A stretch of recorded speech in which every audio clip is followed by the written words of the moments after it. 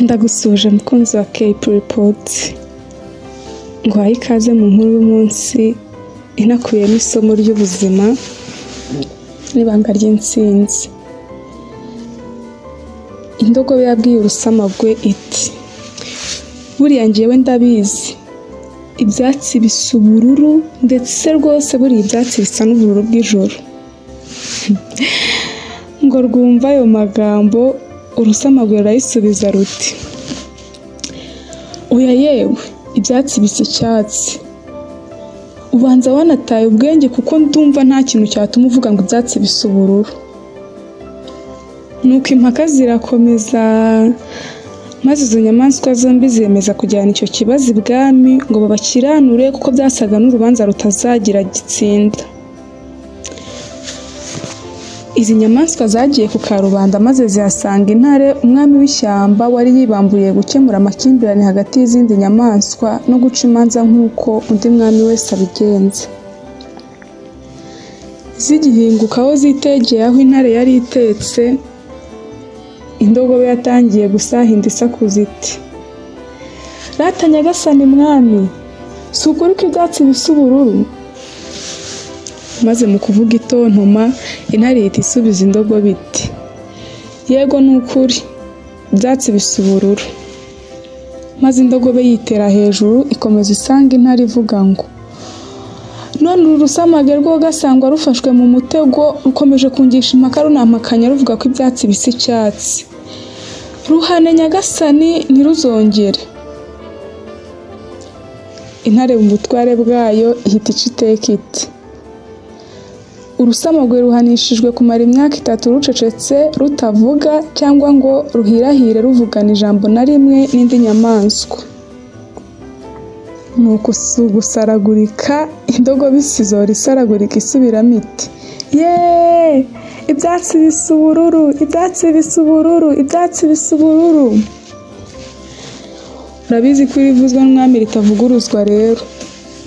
Urusamagwe rwakomye yombi rusa n'uruhina amaguru y'inyuma, ariko ruzamura abiri y'imbere nk'ikimenyetso cyo guca bugufi imbere y'umwami, maze rubaza intare ruti, nyagasani mwami intare, ni kuki mumpaninya guhorana ingoma y'ishyamba kandi rwose isi yose izi ko ibyatsi bisa icyatsi? Nuko intare irasubiza iti, mu by'ukuri ibyatsi bisa icyatsi, ntawe utabizi nta n'utabibona, ndetse ahubwo mu kinyarwanda ni naho iryo zina riva, byitwa ibyatsi kuko ibara ryabyo ari icyatsi nyine. Urusamagwe ruti, none mumpaniye iki se nyagasani? Intare irasubiza iti, icyo nguhaniye ntaho gihuriye na gato n'ikibazo cyo kuba ibyatsi bisa icyatsi cyangwa ubururu.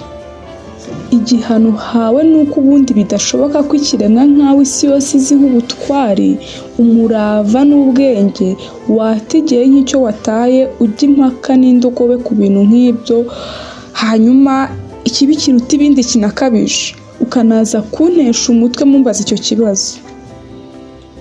Intare irakomeza iti, mbere hose ntiwakabaye waje hano kuntesha umutwe n'umwanya wanjye, cyangwa ngo ube wanatinyutse kujya impaka n'indogobe ku ngingo nk'iyo ngo ibyatsi bisa ubururu cyangwa icyatsi. Isomo, buriya mu buzima igihombo gikomeye uhomba ni ugutakaza igihe, ubundi gihenda kurusha ifaranga, ukagita ujya impaka n'umuntu w'injiji ndetse na ntibindeba utita ku bintu kandi utarazwi inshinga n'ukuri, cyangwa ngo yite ku byo amaso abona, uretse gushaka gusa gutsinda impaka z'ibyo yizera byaba aringa ari uko gusa agamije gutsinda impaka. Ntugate umwanya mu mpaka nko mu biganiro bidafite agaciro.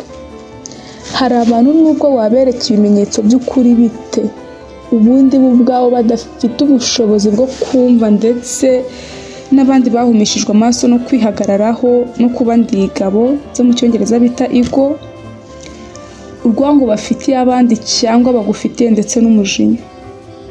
Bene abo icyo baba bashaka ni ukumva no kugaragara ko bari mu kuri nubwo baba babona ko nta kuri bafite. Iyo ubujiji n'ubuswa buteye hejuru bugasakuza, ubuhanga n'ubwenge biraceceka. jya wirinda impaka zangu turwane zitagira ikindi zikumarira uretse kukuzamurira isukari no gutuma ukambya agahanga imitsi ikirega, byanatuma kamera izamuka ibara rikagukora nako kaba wakora ibara. Jya umenya abo ujya impaka nabo, umenye ko amahoro yo mu mutima wawe no gutuza kwawe nta cyabiruta. Ntukabiteshwe n'ibidafite agaciro rero, kuko si wowe ugiye koza kabaye icwende ngo koge cyangwa ukamara umunuko hanyuma wenda hagira uwakanyweramo. Iyi ni KP Report, kora subscribe kugira ngo inkuru y'umunsi ikubiyemo isomo ry'ubuzima n'ibanga ry'intsinzi, amakuru, ibyegeranyo n'ibiganiro dukora ntibikagucike. Wadukurikira kandi kuri Facebook na Instagram, hose twitwa KP Report. Shalom.